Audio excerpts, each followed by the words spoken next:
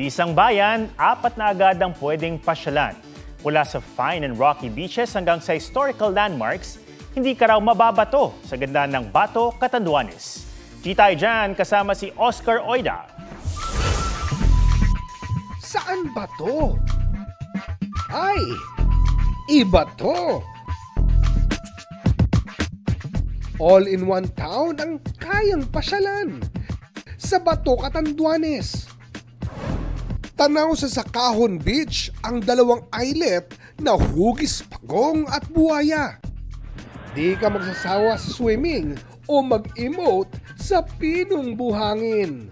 Add up to the thrill, akyatin ang Bote Lighthouse up the hill. Pacific view ang matatanaw.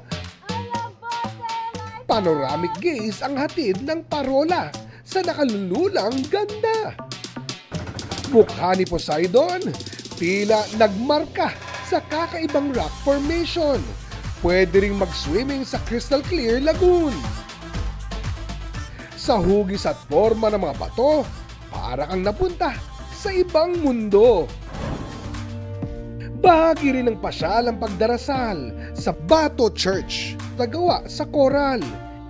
1830 pa itinayo ang simbahang sinubok na ng malalakas na bagyo. Oscar Oida, nagbabalita para sa GMA Integrated News. Huwag magpahuli sa mga balitang dapat niyong malaman. Mag-subscribe na sa GMA Integrated News sa YouTube.